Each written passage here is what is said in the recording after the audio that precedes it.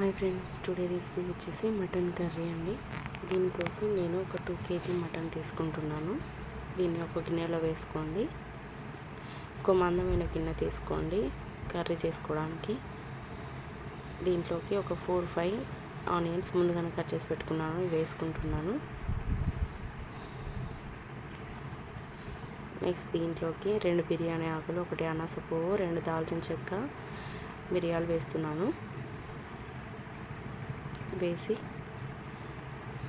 ఇప్పుడు దీంట్లో కొంచెం జీలకర్ర, పసుపు వేసుకోండి అండ్ ఉప్పు. ఇవి 3 దీంట్లో వేసేసి ఒక కప్ ఆయిల్ వేసుకొని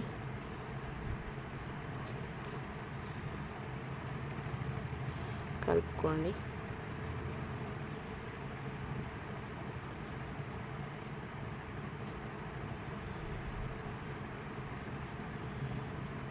నెక్స్ట్ దీంట్లోకి కొన్ని వాటర్ వేసుకుందాం. వాటర్ వేసుకొని కలుపుకొని చూడండి, కొంచెం వాటర్ పైకి వచ్చేసింది కదా, తేలింది. వాటర్ అనేది పైకి వచ్చింది.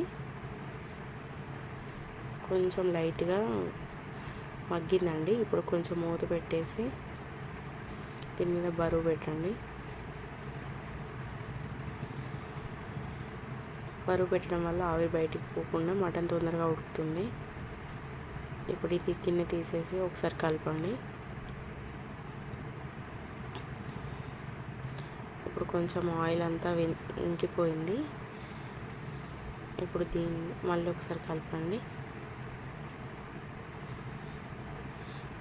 ఇప్పుడు దీంట్లోకి కొంచెం కారం, ధనియా పౌడర్ వేస్తున్నాను. రుచికి సరిపడంత కారం వేస్తున్నానండి. మీరు ఎక్కువ తింటే ఎక్కువ వేసుకోండి. ఇప్పుడు అల్లం వేసుకోండి. మటన్ కర్రీకి అల్లం ఎక్కువనే పడుతుంది. ఇప్పుడు దీన్ని కలపండి. మొత్తం కలుపుకొని మళ్ళీ మూత పెట్టేసి కొన్ని వాటర్ వేసి మూత పెట్టండి.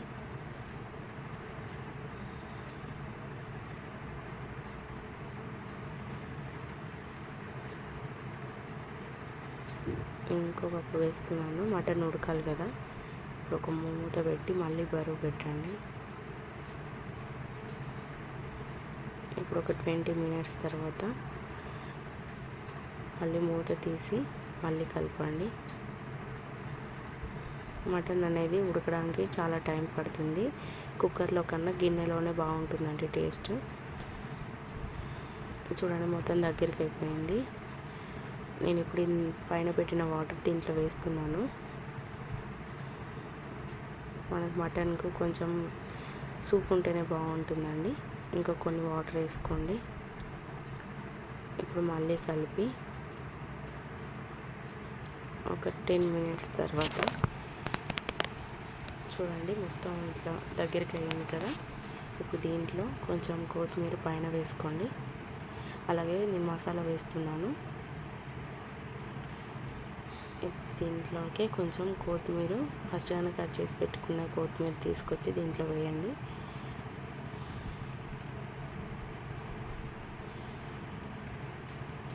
కొత్తిమీర సన్నగా కట్ చేసి పెట్టుకున్నాను. ఇప్పుడు దీంట్లో వేస్తున్నాను. అంతేనండి, మన మటన్ కర్రీ రెడీ అయిపోయింది. చాలా బాగుంటుందండి టేస్ట్. అన్నంలోనికి, చపాతీలోకి చాలా బాగుంటుంది. మీరు తప్పకుండా ట్రై చేయండి. ఎలా ఉందో కామెంట్ సెక్షన్లో కామెంట్ చేయండి. అలాగే నా ఛానల్ సబ్స్క్రైబ్ చేసుకోండి.